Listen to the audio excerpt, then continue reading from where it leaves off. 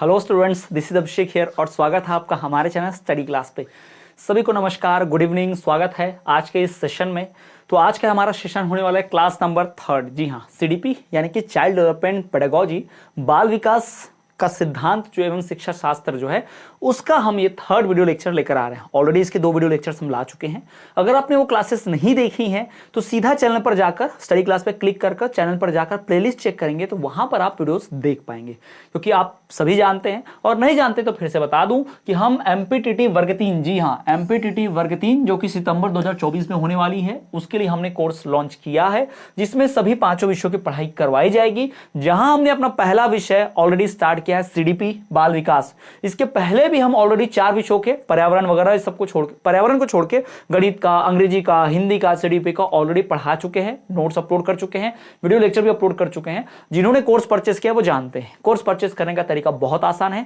Video के description में जाएंगे, हमारे ऐप के लिंक मिलेगी, उस ऐप को डाउनलोड कीजिएगा और वहां पर आप जाकर लॉग इन करके डिटेल देख के रजिस्टर करके जो मनचाहा कोर्स आपको चाहिए वहां से आप परचेस कर सकते हैं और अपनी पढ़ाई शुरू कर सकते हैं। ठीक, तो ये जो क्लास है ये क्लास नंबर 3 है बाल विकास की अवधारणा की। इसके प्रीवियस क्लास में क्लास नंबर 2 में क्लास नंबर 1 जो था वो हमारा था पेडागोजी, जो था हमारा बाल विकास का, पेडागोजी नहीं कहेंगे, सीडीपी बाल विकास का, उसका टोटल हमने परिचय देखा था, कितने अंकों का आता है, कौन से इंपॉर्टेंट क्वेश्चन आते हैं, इसका वेटेज क्या, इंपॉर्टेंट क्यों, उसका पूरा परिचय जाना था।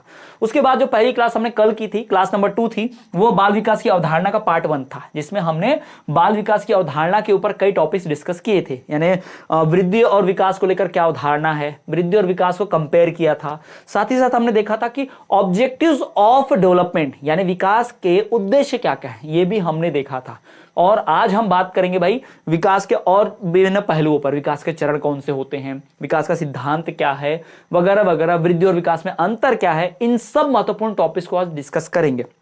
तो आपको सेशन पूरा अटेंड करना है, बीच में लीव नहीं करना है, और पूरा अटेंड कर पाएंगे तो आपकी पढ़ाई का रिदम बना रहेगा और बहुत महत्वपूर्ण बातें आप सीखेंगे। हो सकता है उनमें से कुछ सवाल फंस जाए पेपर में और भाई आप सीटेट अपना एमपीटीटी वर्ग 3 पात्रता परीक्षा क्वालिफाई कर जाए। और हाँ, जो सीटेट पेपर 1 का सिलेबस होता है वही सिलेबस 99% सेम एमपीटीटी वर्ग 3 का भी है, तो घबराने की आवश्यकता नहीं है।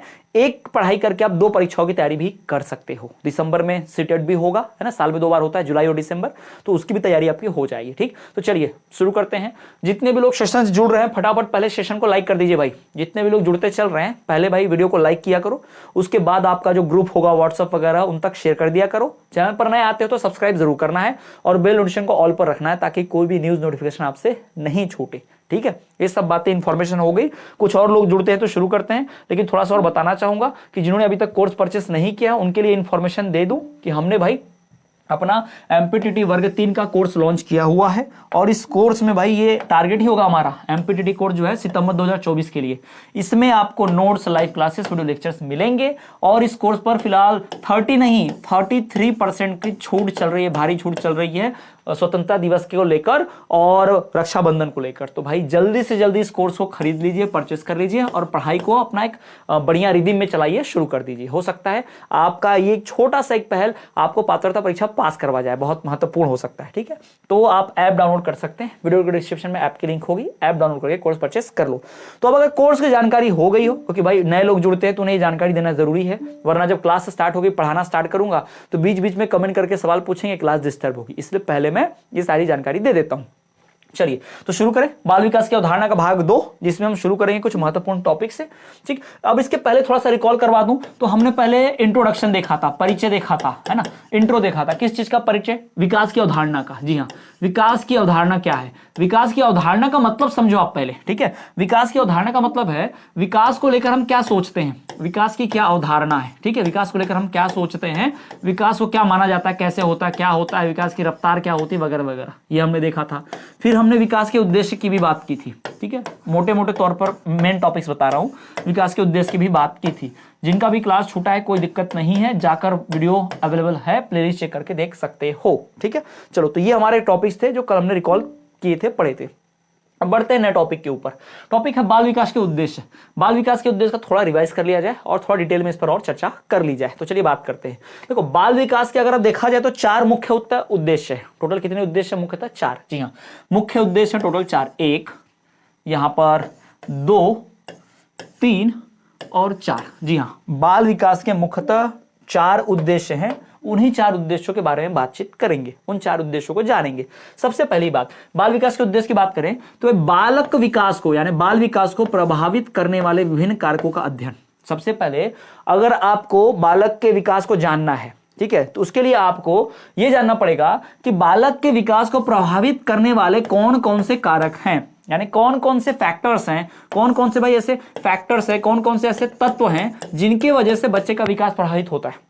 बच्चे को देखो, अच्छा माहौल और खराब माहौल दोनों फैक्टर है, क्योंकि अच्छे माहौल से विकास अच्छा प्रभावित होगा यानी सकारात्मक होगा विकास, और बुरे माहौल से बच्चे का विकास बुरी तरीके से प्रभावित होगा यानी नकारात्मक तरीके से। यानी जो माहौल होगा वो नकारात्मक होगा तो बच्चे का विकास भी नकारात्मक होगा, ये ध्यान में रखो।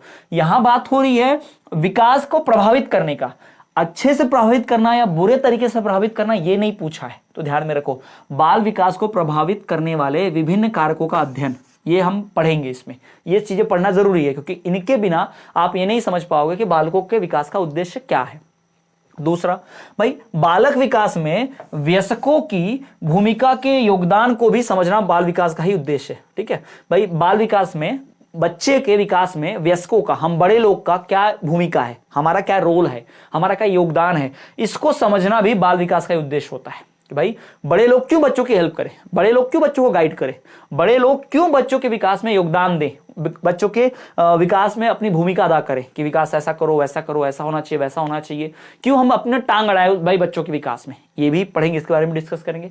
तीसरे सबसे महत्वपूर्ण बात जो मुझे बहुत ज्यादा महत्वपूर्ण लगती है, आप भी ध्यान रखना, बच्चे का सर्वांगीण विकास का अध्ययन। जी हाँ, ओवरऑल डेवलपमेंट, बच्चे का जो सर्वांगीण विकास होता है उसे ओवरऑल डेवलपमेंट यानी कि चहु विकास, चहु ओर से विकास यानी चारों तरफ से, हर तरफ से बच्चे के विकास को ही सर्वांगीण विकास बोलते हैं।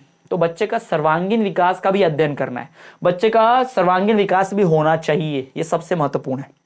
बच्चे का सिर्फ विकास नहीं, देखो एज ए टीचर, अब मैथ का टीचर क्या सोचता है कि बच्चे का गणित सुधर जाए बस, मेरे को बाकी से मतलब नहीं है। इंग्लिश का टीचर क्या सोचता है, बच्चा इंग्लिश बोलना लिखना सीख जाए बस, बाकी मेरे से मतलब नहीं है। तो अगर सिर्फ इंग्लिश वाला इंग्लिश पे फोकस करेगा, गणित वाला सिर्फ गणित पे फोकस करेगा, तो भाई बच्चे का गणित अगर सिर्फ सुधारने पर रहेगा तो इंग्लिश पे सुधारने में मदद नहीं मिलेगी, और सिर्फ इंग्लिश सुधारने पे, अंग्रेजी सुधारने पे अगर टीचर फोकस करेगा तो उसका गणित कमजोर रह जाएगा। तो कहने का मतलब यह है, बच्चों के किसी एक दो टॉपिक का विकास नहीं करना है, बच्चे के सारे गुण, सारे टॉपिक्स, सारे पहलू पे विकास करने की आवश्यकता है, या उस विकास में हम कोशिश कर सकते हैं, अपना योगदान दे सकते हैं कि उसका विकास अच्छा हो, कैसा हो, ये सारी बातें ध्यान रखेंगे, ठीक है। तो बच्चे के सर्वांगीण विकास के अध्ययन में भी बहुत महत्वपूर्ण है, यह बच्चों के विकास के उद्देश्य में शामिल है। नेक्स्ट, जन्म से किशोर अवस्था तक के विकास के चरणों से परिचित होना, यानी जन्म से लेकर किशोर अवस्था तक जो बच्चा पहुंचता है, एडोलसेंस की एज तक पहुंचता है। किशोर अवस्था यानी कि जो सबसे खतरनाक अवस्था मानी जाती है, पढ़ा होगा आपने डीएलएड में, है ना। डीएलएड के प्रथम वर्ष और द्वितीय वर्ष में जब आपने संज्ञान अधिगम बाल विकास या फिर बाल्यावस्था में बाल विकास ये विषय पढ़ा होगा, तो उसमें पढ़ा होगा कि जो किशोर अवस्था होती है वो बहुत ही खतरनाक अवस्था मानी जाती है, क्योंकि उस अवस्था में बच्चा जो है हार्मोनल चेंज हो रहा है उसके अंदर भाई शारीरिक परिवर्तन तो हो रही रहे, साथ ही साथ भावनात्मक परिवर्तन भी हो रहे, ठीक है। और उस उम्र में बच्चा जो बागी बन जाता है, वो दूसरों की सुनता नहीं है, जो लोग बोलते हैं उससे अपोजिट करता है, क्योंकि उसे अपने मन की करनी होती है, ठीक है। तो वो खतरनाक अवस्था भी, तो ऐसे सारी अवस्थाओं का, जन्म से जो भी अवस्था होती है, शैशवावस्था, बाल्यावस्था, किशोर अवस्था, इन सब अवस्थाओं तक के विकास के जो चरण होते हैं, हम विकास के चरण की भी डिस्कशन करेंगे आगे अभी आज की क्लास में डिटेल में, तो उन चरणों को भी परिचित आपको होना चाहिए। As a teacher, as a अभिभावक, एज ए पेरेंट्स, हमें बच्चे के जो अलग अलग विकास के चरण होते हैं उसकी जानकारी होनी ही चाहिए, तभी तो बच्चे का विकास सही। मान लो बच्चे के विकास का चरण 2 चल रहा हो, लेकिन हम जानते ही नहीं है, हमको लगा कि चरण 3 आ गया, ये चरण 1 ही चल रहा है, तो हम उस हिसाब से बच्चे का योगदान करेंगे, तो इससे फायदा होगा नहीं, उल्टा बच्चे का नुकसान हो जाएगा विकास में। इसीलिए बच्चे के विकास का चरण पता होना चाहिए आपको और मुझे, तभी हम बच्चे को ढंग से पढ़ा पाएंगे। मान लो हम और आप प्राइमरी टीचर बन गए, और मैं कक्षा 4 को पढ़ा रहा हूं और आप कक्षा 5 को पढ़ा रहे हो, तो हम दोनों एक जैसा पढ़ाएंगे तो दिक्कत है, क्योंकि मैं अगर 4 को पढ़ा रहा हूं तो मेरा पढ़ाने का तरीका, बच्चों को हैंडल टैकल करने का तरीका अलग होगा, क्योंकि 4th क्लास में बच्चे के विकास का चरण अलग होता है, 5वीं कक्षा में बच्चे के विकास का चरण अलग होता है, तो आपको अलग तरीके से हैंडल करना होगा। और ये तभी हो पाएगा जब हम बच्चे के विकास के चरण से वाकिफ होंगे। ये तो मैंने एग्जाम्पल के तौर पर बता दिया, उदाहरण के तौर पर, कि मैं 4th को पढ़ाऊंगा, आप 5वीं को पढ़ाएंगे, तो अलग अलग पढ़ाएंगे, लेकिन क्या हम दोनों को पता ही नहीं हो कि बच्चे के विकास का चरण क्या चल रहा है, तो कैसे सिखा पाएंगे इसको अच्छे से। इसलिए बच्चे के विकास के चरण की जानकारी होना आपको और मुझे बहुत आवश्यक है, ठीक है। आगे बढ़े, तो आगे भाई ये हो गए टोटल 4 हो गए ना, ठीक है। तो अब खत्म, और क्या, और है ही नहीं, यही 4 चीजें हैं। पहला क्या, बाल विकास को प्रभावित करने वाले कारक। दूसरा क्या कि बाल विकास में वयस्कों का क्या योगदान है, उनके विकास को प्रभावित करने में वयस्क लोग, बड़े लोग, एडल्ट लोग का क्या योगदान है। तीसरा, बच्चे का सर्वांगीण विकास। और चौथा भाई, जन्म से लेकर किशोर अवस्था तक विकास के जो चरण होते हैं उन चरणों से परिचित होना। ठीक, जन्म से लेकर किशोर अवस्था तक बच्चे के विकास के जो अलग अलग चरण हैं उन चरणों की जानकारी होना, ये भाई उनसे परिचित होना, यह बाल विकास का क्या है, उद्देश्य है। क्लियर। तो यहां पर भाई 4 मैंने आपको बता दिए, 4 पहलू जिनके वजह से बालक के विकास का उद्देश्य है, यानी बालक के विकास को अध्ययन करना या बालक का विकास क्यों होना चाहिए, बालक का विकास कैसे करना है, ये सब टॉपिक्स आपको मदद करेंगे। ये चीजें ध्यान में रखनी है, इस वजह से बालक के विकास का ये उद्देश्य। बाल विकास का क्या उद्देश्य होता है, बाल विकास का उद्देश्य होता है कि बालक को विकास को प्रभावित करने वाले कारकों के बारे में जानकारी, बालक का विकास में वयस्कों का क्या योगदान है इसकी जानकारी, बालक का सर्वांगीण विकास होना चाहिए और साथ ही साथ बालक के विकास के अलग अलग चरणों की जानकारी होना, इन सब का यही उद्देश्य है बाल विकास का। ठीक है, क्लियर, समझ में आ गया होगा मेरे ख्याल से। अगर समझ में आ गया है तो भाई थम्स अप दे दो, कमेंट में यस सर और थम्स अप लिख दो कि हाँ सर समझ में आ गया। कैसा, क्लास इंटरेक्टिव होनी चाहिए और दो तरफा होनी चाहिए, एक तरफा नहीं कि मैं यहां से बकबक किए जा रहा हूं, पढ़े जा रहा हूं और आप उधर से कम कुछ बोल नहीं रहे। भाई ऑफलाइन क्लास में तो ये फायदा होता है ना कि बच्चे के चेहरे से समझ में आ जाता है कि यस सर समझ में आ रहा है, उसके हाव भाव से समझ में आ जाता है ना, मुंडी हिलाते तो समझ में आ जाता है। अब यहाँ कहाँ मुंडी मुझे किसी की दिख रही है ना। तो जो चैट कर रहे हो, जो कमेंट में लिख रहे हो, तो यस सर लिखो, थम्स अप दो कि हाँ सर समझ में आ गया, तो मुझे लगेगा कि इनपुट हो रहा है ना, तो मैं पढ़ा पाता हूँ। देखो मोबाइल में मैं जब देखता हूँ और स्क्रीन पर देखता हूँ तो मुझे लगता है कि भाई आप लोग सामने बैठे हो और मैं आपको पढ़ा रहा हूँ, ठीक है। और मैं ये सोचकर चलता हूँ कि आप लोग बैठ के ध्यान से मेरी तरफ देख के एकदम नजरों से नजर मिला के, आई कांटेक्ट मिला के पढ़ रहे हो, तो इसलिए मैं इसने एक्सप्रेशन के साथ पढ़ा पाता हूँ। तो आपको भी वैसा ही रिस्पॉन्स देना है, कमेंट कर दो, टाइप कर दो यस सर, हाँ सर समझ गया सर, ये सारी चीजें, ठीक है। और बाद में अगर कोई डाउट रह जाता है तो उसको नोट कर लो और कमेंट कर देना। फिर जैसे ही class session, live session end होगा, उसके बाद कमेंट में जवाब देने लायक अगर जानकारी होगी तो कमेंट में जवाब दे दूंगा, उस लायक नहीं होगी तो उस पर अलग से वीडियो भी बना दूंगा या नेक्स्ट क्लास में उस पर चर्चा भी कर लेंगे। क्लियर, चलो तो आगे बढ़ते हैं, आगे बढ़े। विकास के नियम और सिद्धांत, विकास के नियम और सिद्धांत की बात करेंगे। तो भाई विकास के क्या नियम होते हैं, विकास के सिद्धांत क्या है, ठीक है। नियम का मतलब रूल क्या है कि विकास ऐसे ही होगा, ये विकास का नियम है, हमारे यहाँ ऐसा ही होता है, विकास में ऐसा ही होता है। विकास का सिद्धांत क्या है, प्रिंसिपल क्या है कि विकास अगर होगा तो उसमें ये होना कंपलसरी है, उन चीजों को बात करेंगे। चलिए पहला आते हैं, विकास सभी के लिए समान होता है। ये लो, पहला टॉपिक क्या है, पहला बात क्या है, पहला स्टेटमेंट क्या है, विकास सभी के लिए समान होता है। अब जैसे मेरे लिए किशोर अवस्था 5 से 6 साल अगर बोल दूं और आपके लिए भाई किशोर अवस्था जो है 12 से 18 वर्ष बोल दूं तो गलत हो जाएगा। किशोर अवस्था सबके लिए 12 से 18 में ही होगी, ठीक। अब किसी का किशोर अवस्था आए ना आए या किशोर अवस्था में पहुंच के वैसे लक्षण दिखे ना दिखे, 15 साल का हो गया, 13-14 साल का हो गया और वैसे लक्षण ही नहीं दिख रहे किशोर अवस्था वाले, ठीक है, तो ये आपका गड़बड़ी है, शरीर में कुछ गड़बड़ी है, विकास में कुछ गड़बड़ी है। ये एज में गड़बड़ी नहीं है कि 15 से 16 नहीं, मैं अपना विकास किशोर अवस्था की आयु में सरका देता हूं, मेरी किशोर अवस्था की 18 से 22 साल रहेगी, ये नहीं होता। विकास का जो समय होता है, विकास का जो अंतराल होता है, विकास जो होता है सभी के लिए कैसा होता है, सेम, समान, एक जैसा होता है सभी के लिए विकास, ये ध्यान रखेंगे। दूसरी बात, विकास सामान्य से विशिष्ट की ओर होता है, सामान्य से विशिष्ट यानी कि सिंपल से कॉम्प्लेक्स की तरफ चलता है, यानी कि पहले सिंपल चीजों का, सामान्य चीजों का, आसान चीजों का विकास होगा, उसके बाद फिर विशिष्ट चीजों का विकास होगा। जैसे हम पहले क्या सीखते हैं, क्या हम पहले कूदना सीख जाते हैं या पहले दौड़ना सीख जाते हैं, पहले चलना सीखते हैं? सबसे पहले हम चलना सीखते हैं, क्योंकि चलना थोड़ा आसान है, दौड़ना थोड़ा उससे कठिन है, कूदना उससे भी कठिन है, तो इसलिए बच्चा पहले चलना सीखता है, फिर उसके बाद वो दौड़ना सीखता है, फिर कूदना सीखता है। आप देखोगे चलने से भी पहले वो अपने पैरों पर खड़ा होना सीखता है बच्चा, है ना, उससे भी पहले वो रेंगना सीखता है, घुटनों के बल रेंगना सीखता है, बैठना सीखता है। तो ये आप ध्यान में रखना भाई कि बच्चा जब विकास करता है ना तो बच्चा चरणबद्ध तरीके से विकास करता है, ठीक। और ये जो विकास होता है ये सामान्य से विशिष्ट की ओर, यानी कुछ जो सामान्य चीजों का पहले विकास होगा फिर विशिष्ट का। जैसे बच्चे में बौद्धिक क्षमता का विकास, ये विशिष्ट चीज है या सामान्य चीज है? भाई ये विशिष्ट चीज है, ये ध्यान रखना। तो इसलिए बच्चे का पहले शरीर में परिवर्तन होगा, बाद में दिमाग में परिवर्तन होगा। तो बच्चे के पहले सामान्य जो विकास होते हैं वो हो जाते हैं। सामान्य विकास कैसा, मतलब उस उठना, बैठना, बोलना, चलना, भागना, दौड़ना, भागने दौड़ने में भी पहले चलने का विकास, चलने के बाद भाई दौड़ने का विकास, दौड़ने के बाद फिर कूदने का विकास, तो ये जो चीज आप देख पा रहे हो ना, तो विकास जो है पहले सामान्य चीजों का होता है, छोटी छोटी सिंपल चीजों का, फिर उसके बाद कॉम्प्लेक्स चीजों का विकास होता है, जो कठिन चीजें होती है, जो कठोर चीजें होती है, जिनको कर पाना बहुत कठिन मुश्किल हो जाता है, ऐसी चीजों का फिर विकास होता है। क्लियर? आगे विकास सतत होता है भाई, विकास जो है कंटिन्यूअस है, कंटिन्यूअस यानी कि सतत चलता रहेगा। आप बोलो कि कल मेरा विकास हुआ था आज नहीं हो रहा है, भाई हो ही नहीं सकता, क्या मजाक कर रहे हो। विकास जो है सतत चलने वाली है, अगर कल आपने कुछ सीखा था तो आज भी आप कुछ नया सीखोगे, ये ध्यान रखो। तो ये और परसों भी कुछ नया सीखोगे। तो विकास जो है कभी ना रुकने वाली सतत चलने वाली प्रक्रिया है ना। Development is a continuous process जिसे कहते हैं अंग्रेजी में। तो जो विकास है वो सतत प्रक्रिया है, कंटिन्यूअस प्रोसेस है, लगातार चलते रहती है बिना रुके, हमेशा आगे की ओर बढ़ती है। जैसे एक साल मैंने 80% बनाए, फिर अगले साल 85% बनाए, फिर अगले साल 90 बनाए, फिर उसके बाद फिर मैं 70% पे आ गया, ये मेरा विकास नहीं है। विकास की गाड़ी पीछे नहीं आती, विकास की गाड़ी लगातार थोड़ा थोड़ा थोड़ा आगे बढ़ते जाती है, ये ध्यान रखना। तो विकास जो है सतत चलने वाला, कंटिन्यू चलने वाला और सकारात्मक दिशा में चलने वाला, आगे की ओर बढ़ने वाला विकास है। फिर विकास की गति भिन्न होती है। विकास की गति भिन्न होती है, इसका मतलब समझो। आप देखोगे जो छोटे बच्चे होते हैं, बहुत छोटे, 1 से 3 साल के बीच, उनके शरीर, हाथ पैर, अंगों में कितना जल्दी बदलाव आता है। और वहीं जो 12 से 14-15 साल के एज के बच्चे हैं, उनके शरीर में बहुत ज्यादा परिवर्तन नहीं आएगा। या आप 25 से 30 साल के बीच के इंसान का आप देख लो, 5 साल, 15 से 20 साल के बीच का ग्रोथ देख लेना और 20 से 25 साल के बीच का ग्रोथ देख लेना। आपको लगेगा कि नहीं यार, 15 से 20 वाला कुछ ज्यादा ही ग्रोथ हो गया और ये 20 से 25 वाले में लगभग उतना ही ग्रोथ था, या 25 से 30 वाले में उतना ही ग्रोथ था। यानी 25 साल वाले जो आप देखोगे छोटे बच्चे जब बड़े होते हैं तो पहचानना मुश्किल हो जाता है, क्योंकि बहुत परिवर्तन आ जाता है।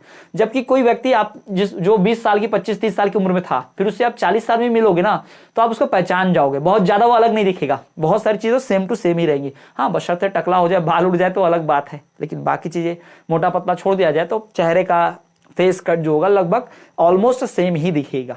क्लियर है जी? ठीक। तो विकास जो है सतत होता है, विकास की गति भिन्न होती है। विकास की गति भिन्न होती है मतलब क्या? किसी एक आयु वर्ग में विकास बहुत तेजी से होगा, फिर किसी दूसरे आयु वर्ग में विकास धीमा हो जाएगा। यानी 1 से 3 साल के बच्चों का विकास बहुत फास्ट होता है, फिर वो 3 साल के बाद जो है 4, 5, 6 स्लो विकास होता है। फिर भाई वो 7 साल से लेकर 10 साल खतरनाक विकास होता है। फिर 12 से लेकर 13-14 साल के खतरनाक विकास होता है। फिर थोड़ा विकास रुक जाता है। फिर वो 17-18 साल में खूब विकास होता है। पता है हमको, है ना, ये हमने देखा भी है, झेला भी है, बीती भी अपने ऊपर, तो समझ में आता है।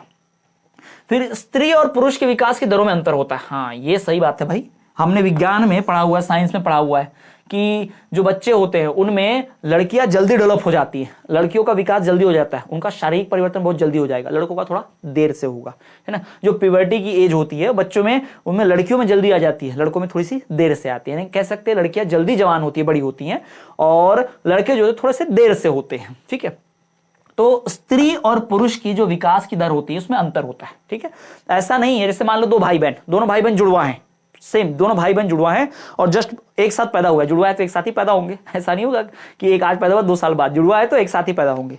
तो दोनों की उम्र सेम है, दोनों भाई बहन है, लेकिन लड़के के विकास में और लड़के के विकास में जमीन आसमान का अंतर मिलेगा। लड़के का शरीर हट्टा कट्टा मजबूत हो जाएगा, जल्दी हो सकता है, और लड़के आप देखोगे तो बहुत सारे लड़के ऐसे होंगे थोड़ी सी जल्दी ही नाजुक होंगी, ऐसा होगा। ठीक है, तो कहने का मतलब है, या उल्टा भी हो सकता है कि लड़की बहुत जल्दी बड़ी हो गई, हाइट वाइट अच्छी से हो गई, और लड़का बेचारा रह गया ऐसा ही दुबला पतला। तो दोनों के विकास में अंतर देखने मिलेगा। ठीक है, तो विकास में व्यक्तिगत भिन्नता होती है, साथ ही साथ स्त्री और पुरुष के विकास में भी अंतर होता है। यानी स्त्री का विकास का जो दर रहेगा और पुरुष के विकास का जो दर रहेगा उसमें भिन्नता पाई जाएगी। यानी दोनों सेम लेवल पर सेम जैसा डेवलपमेंट या विकास नहीं कर सकते, उनके बीच अंतर देखने मिलेगा। ठीक, फिर विकास जो है अतिश्रता आश्रिता से, अतिश्रता नहीं भाई, विकास आश्रिता से स्वायत्ता की ओर होता है। आश्रिता का मतलब दूसरे पर आश्रित, यानी किसी पर निर्भर, है ना, निर्भर, किसी पर निर्भर होता है। यानी पहले देखोगे बच्चा खाना खाने के लिए माता पर निर्भर है, दूध पीने के लिए माता पर निर्भर है, सोने के लिए, नहाने धोने के लिए, कपड़े पहनने के लिए, सब कामों के लिए माता पिता पर निर्भर होता है, दूसरों पर निर्भर होता है। माता पिता, अभिभावक, बड़ी बहन, बड़ा भाई, जो भी देखभाल करेगा, दादा दादी, नाना नानी, उनके ऊपर निर्भर होता है। फिर जैसे धीरे धीरे बच्चा बड़ा होता है, वो अपना खाना खुद खाने लगता है, वो अपने कपड़े खुद पहनने लगता है, वो बाकी काम भी अपने खुद ही करने लगता है। तो बच्चा जो है वो पहले आश्रित होता है, फिर आश्रित से वो आत्मनिर्भर हो जाता है ना। पहले बच्चा आश्रित होता है, फिर जैसे जैसे उसका विकास होगा आश्रित से वो आत्मनिर्भर हो जाएगा। यानी पहले बच्चा विकास कैसा है कि आश्रिता, यानी पहले विकास दूसरों पर निर्भर होता है, फिर विकास इतना हो जाता है कि वो स्वयं पर निर्भर होता है, उसे किसी और की आवश्यकता नहीं होती। तो ये विकास के बारे में पॉइंट कि विकास आश्रिता यानी निर्भर, किसी पे आश्रित होता है, जबकि जो वहां से होकर वो कहां तक पहुंच जाता है, स्वायत्ता यानी सेल्फ डेवलपमेंट पहुंच जाता है, मुझे अब किसी की जरूरत नहीं है, मैं खुद ही सब कुछ कर सकता हूं। ये भी विकास का एक गुण है, ये भी विकास में शामिल होता है। क्लियर है, डन है, ओके। चलो आगे बढ़े, समझ में आ गया विकास के बारे में, बहुत मुख्य बिंदु। अब बात करेंगे वृद्धि और विकास में अंतर। जी हाँ, हमारा थर्ड टॉपिक वृद्धि और विकास में क्या अंतर है, इसको भी डिस्कस कर लेते हैं। तो भाई वृद्धि और विकास अंतर की बात करें तो वृद्धि जो है वो मात्रात्मक होती है, वृद्धि मात्रात्मक होती है, जबकि विकास गुणात्मक होता है। विकास का मतलब हमारे अंदर क्या गुण में चेंजेस आया। अब गुण आप भाई छू कर नहीं देख सकते, देखो इसका एक गुण है, ये अच्छाई इसका गुण है ना, शरीर इसका इतना हाइट है नाप सकते हो, लेकिन इसकी अच्छाई कितनी है कैसे नापोगे, है ना। तो अच्छाई जो है वह एक गुणात्मक चीज है, और जो ऊंचाई है, जो भार है, जो लंबाई है, वो मात्रात्मक है। तो वृद्धि जो है मात्रात्मक होती है, विकास जो होता है गुणात्मक होता है, ये ध्यान में रखना। विकास एक्चुअल में गुणात्मक और मात्रात्मक दोनों होता है, ये भी ध्यान रखो। विकास जो है गुणात्मक प्लस मात्रात्मक दोनों होता है, ठीक है। विकास जो है दोनों शामिल हो जाएगा, ठीक। तो वृद्धि सिर्फ मात्रात्मक होती है, जबकि विकास जो होता है वो गुणात्मक भी है, साथ ही साथ मात्रात्मक भी है, इसको भी ध्यान में रखिएगा, ठीक। आगे बढ़े। दूसरा, वृद्धि जो है असतत प्रक्रिया है, यानी कंटिन्यू नहीं चलती, असतत यानी ये रुक जाती है एक समय पर जाकर, हमेशा नहीं चलती, जबकि विकास सतत चलने वाली क्रिया है, कंटिन्यूअस डेवलपमेंट, पहले भी पढ़ चुके हमने बात की इसके ऊपर, है ना। तो वृद्धि असतत प्रक्रिया है, कंटिन्यू नहीं चलती, डिसकंटिन्यूअस, और विकास सतत प्रक्रिया है, कंटिन्यू चलता है, कंटिन्यूअस प्रोसेस। तीसरा, वृद्धि में क्या होता है, आकार, भार, यह सब परिवर्तन शामिल है। यानी वृद्धि मतलब क्या, वृद्धि में क्या होगा कि शरीर के आकार में परिवर्तन होगा, भार वजन में परिवर्तन होगा, ऊंचाई में परिवर्तन होगा, लंबाई में परिवर्तन होगा, मोटापे में परिवर्तन होगा, जिसमें परिवर्तन होगा, लेकिन बाहरी चीजों में परिवर्तन होगा, तब इसको हम क्या बोलेंगे, वृद्धि। जबकि विकास जो होता है इसमें सारी चीजें शामिल होती हैं, यानी बाहर का भी परिवर्तन, अंदर का भी परिवर्तन, यानी हाइट भी बढ़ गई है, साथ ही साथ उसके अंदर गुण, इमोशन, भाव ये भी बढ़ गए हैं, मैच्योरिटी, परिपक्वता आ गई है, तो ये ध्यान में रखना आपको, ठीक है। तो इसमें क्या होता है विकास में, इसमें समस्त परिवर्तन शामिल होते हैं। कैसे समस्त परिवर्तन, यानी इसमें गुणात्मक परिवर्तन भी रहता है, इसमें आप कह सकते हो मात्रात्मक परिवर्तन भी शामिल होता है, ठीक है। ये तीनों चीजें शामिल होती हैं। नेक्स्ट, इसका मात्रात्मक मापन संभव है, यानी वृद्धि को आप नाप सकते हो, 5 फुट हाइट बढ़ी, 6 फुट हाइट बढ़ी, यानी 70 किलो वजन हुआ कि 80 किलो वजन हुआ, ये नाप सकते हो। इन्हें वृद्धि मात्रात्मक होती है और इसको नापा जा सकता है। जबकि जो विकास होता है भाई इसका सिर्फ निरीक्षण किया जा सकता है, विकास को नाप नहीं सकते। 2 बच्चे हैं 5-5 फीट के, दोनों बच्चों की हाइट है, सेम क्लास में रहते हैं, सेम नंबर है, पर कौन बच्चा ज्यादा होशियार है पता कैसे चलेगा, जब आप उन बच्चों का निरीक्षण करेंगे, उनसे इंटरव्यू जैसा सवाल जवाब करेंगे, उनकी समझ सोचेंगे तो, है ना। भाई नंबर लाना अलग बात होती है, लेकिन उस विषय की, उस चीज की जानकारी एकदम अच्छे से रखना अलग बात होती है, ठीक। तो जिसने बहुत अच्छे से किया होगा वो अच्छे से जवाब दे पाएगा, तो भाई वो क्या कहलाएगा, उसका विकास हुआ, उसका वृद्धि नहीं, ठीक। तो इसका निरीक्षण किया जाता है। फिर वृद्धि जो है एक पक्षीय होती है, एक पक्षीय मतलब एक तरफा, वृद्धि में एक तरफ की चीजों को ध्यान में रखा जाता है, उनकी बात की जाती है, उनके इफेक्ट देखे जाते हैं। जबकि जो विकास होता है उसमें भाई सब रखा जाता है, यह बहुपक्षीय है, यानी इसमें कई फैक्टर्स डिपेंड करते हैं, यानी विकास में कई चीजों का प्रभाव पड़ता है, जबकि वृद्धि में ऐसा नहीं है, वृद्धि में एक ही किसी चीज का प्रभाव पड़ेगा, ठीक है। फिर इसका संकुचित अर्थ होता है, विकास का माफ कीजिएगा, वृद्धि का एक संकुचित अर्थ होता है, जबकि विकास का व्यापक अर्थ होता है। यानी विकास का बहुत डिटेल्ड में, बहुत गहन, बहुत गहराई में इसका भाई आप कह सकते हो अर्थ मिलेगा, किसका, विकास का। जबकि ये जो वृद्धि है इसका कोई बहुत डिटेल में पढ़ने वाने की जरूरत नहीं है, 2-3 लाइन में इसका खत्म, वृद्धि मतलब वृद्धि, हमको वृद्धि चाहिए, क्लियर। तो ये हो गया भाई वृद्धि और विकास में अंतर। मेरे ख्याल से ये टॉपिक आपको क्लियर हुआ। आगे बढ़े, अब बात करेंगे विकास के चरण की, इसको मैं थोड़ा सा समझा दूं, उसके बाद फिर भाई बाकी जो है नेक्स्ट क्लास में इस पर डिटेल में बात करेंगे, विकास के अलग अलग चरण पे ना डिटेल में बात होगी, ठीक। तो भाई ये ध्यान रखिए, विकास के चरण यानी कि स्टेजेस ऑफ डेवलपमेंट, इनकी बात करेंगे। तो जो बच्चे होते हैं ना वो अलग अलग चरण में अलग अलग टाइप की एज रिश्ते के हिसाब से अलग अलग विकास का चरण बना है, और हर चरण में, हर एज ग्रुप में बच्चे का विकास अलग अलग तरीके से होता है, ये ध्यान रखेंगे। तो विकास के अलग अलग चरण होते हैं, स्टेजेस ऑफ डेवलपमेंट। तो अगर यहां पर देखो विकास का एक पहला चरण क्या दिया है, जन्म से पूर्व, पैदा होने से पहले बच्चे का जो चरण होता है उसकी समय सीमा जन्म से पहले, यानी बच्चे माता का जब गर्भधान होगा और पैदा होने से जस्ट पहले तक वो पूरा समय यानी वो पूरा 9 महीने जन्म से पूर्व का चरण कहलाता है। दूसरा शैशव अवस्था, पैदा होने से लेकर जन्म से 2 साल तक, जन्म से 2 वर्ष तक कौन सी अवस्था होती है भाई? शैशव अवस्था होती है। क्लियर है?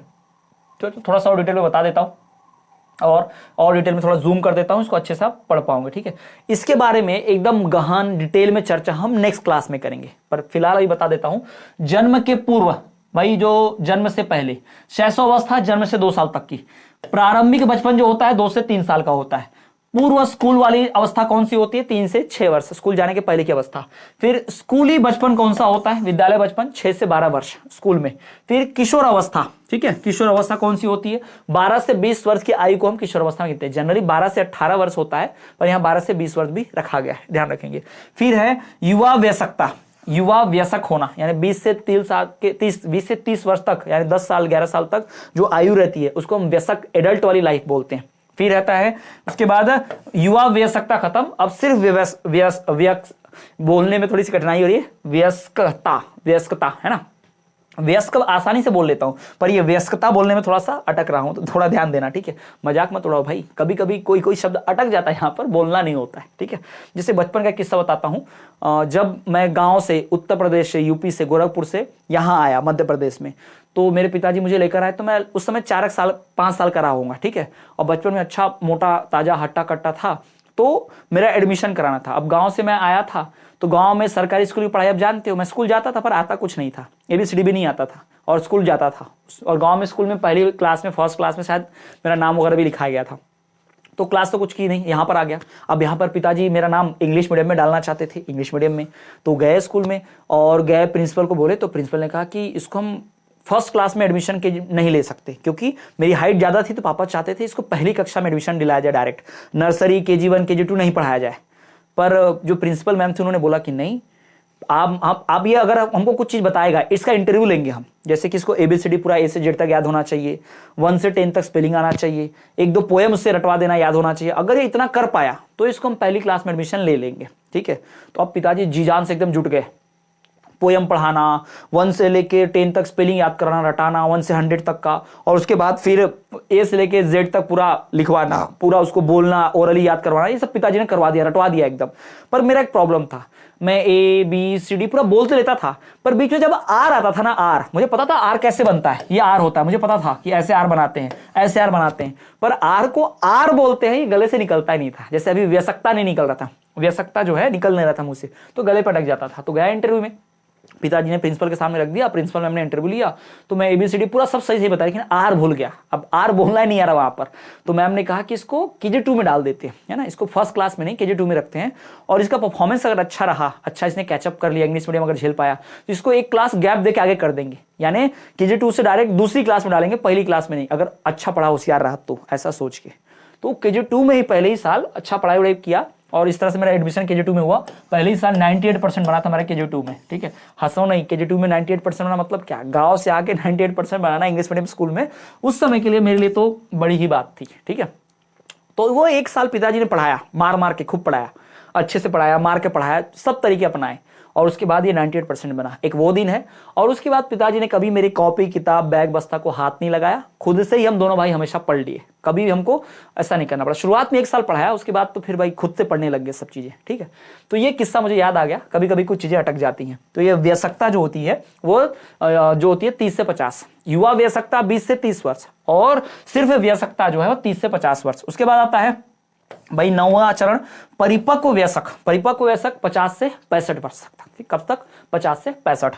और जो वृद्ध वयस्क है 10वां, वृद्ध वयस्क, वो होता है 65 वर्ष से अधिक। वृद्ध वयस्क जो होते हैं 65 वर्ष से अधिक तक के आयु के। क्लियर है? ठीक है, तो ये सारे जो है भाई विकास के चरण हैं, और किस आयु से लेकर कौन सा तक होता है चरण, ये ध्यान में रखना है। खासकर आपको यहाँ पर किशोर अवस्था तक तो याद रखना ही है, किशोर अवस्था तक तो सवाल पूछा ही जाता है। ठीक है, बाकी के नहीं भी याद रहेंगे कोई दिक्कत नहीं है, पर उनको भी हम स्टडी करेंगे, पर किशोर अवस्था तक तो एकदम डिटेल में स्टडी करेंगे, डिटेल में जानेंगे, और आपको ये आना ही चाहिए, पता होना ही चाहिए। क्लियर है?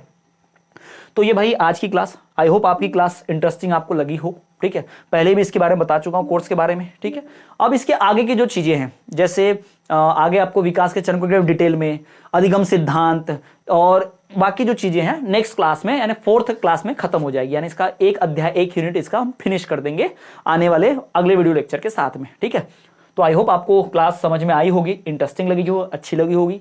अगर पसंद आई है तो वीडियो लाइक करना, चैनल को सब्सक्राइब करना, और साथ ही साथ आपके जो दोस्त हैं, सहपाठी हैं, जो सीटेड या एमपीटी की तैयारी करना चाहते हैं, करना चाहिए उनको, उन तक जरूर चैनल पहुंचाओ, उन तक जरूर वीडियो को शेयर करो, उन तक पहुंचा दो। ठीक है, और भाई अगर आपने कोर्स परचेस नहीं किया फिर बताना चाहूंगा 30% की जगह अब 33% का ऑफ मिल रहा है, जाकर ऐप पर कोर्स परचेस कर लो। ऐप कहां से डाउनलोड करें? प्ले स्टोर पर मिल जाएगी स्टडी क्लास, वहां नहीं मिलती है इस वीडियो के डिस्क्रिप्शन में जाएंगे तो आपको लिंक मिल जाएगी ऐप की, लिंक पे क्लिक करेंगे तो जाके वहां से कोर्स परचेस कर सकते हैं। ठीक, क्लियर? नोट्स आपको मिल जाएंगे, लाइव क्लास मिल जाएगा, वीडियो लेक्चर मिल जाएगा, टेस्ट सीरीज मिल जाएगी, और भी कई सारी चीजें पीडीएफ वगैरह उसमें अवेलेबल रहेगा। ठीक, कोर्स जरूर परचेस करें और तैयारी को एक नया आयाम दे।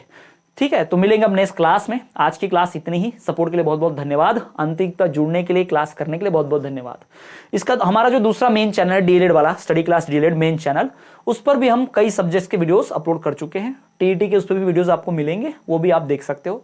साथ ही साथ इस चैनल को जरूर सब्सक्राइब करना। मेरी एक ही रिक्वेस्ट है कि भाई इस चैनल को ज्यादा से ज्यादा लोगों तक पहुंचाओ, क्योंकि जो भी एमपीटीटी वर्ग 3 शिक्षक पात्रता परीक्षा की तैयारी करना चाहता है, किसी बड़े चैनल पर जाकर वहां महंगा कोर्स खरीदने से बेटर है कि उससे आधे से भी कम दाम में कोर्स आपको अवेलेबल हो जाए। ठीक, कम से कम उसको ये तो दिखेगा कि मैं पढ़ाता कैसा हूं, इस चैनल पर पढ़ाई कैसे होती है, किस अप्रोच से। अगर वो देखेगा, उसको पसंद आएगा तो अपने आप कोर्स खरीद लेगा, अपने आप हमारे साथ जुड़ जाएगा और हम सब मिलकर पढ़ाई करेंगे। जैसे डीएलएड में हमने अच्छा स्कोर किया, सफलता प्राप्त की है, बिल्कुल ठीक वैसे ही हम लोग भाई सीटेट दिसंबर में होने वाला और एमपीटीटी जो सितंबर अक्टूबर में होने वाला, उसमें भी सफलता प्राप्त जरूर करेंगे। ठीक, तो इसी तरह सपोर्ट बनाए रखिए और चैनल पर जुड़े रहिए। चलिए मिलेंगे नेक्स्ट क्लास में, तब तक के लिए देखते हैं हमारे channel study class. Good night, जय हिंद, जय भारत।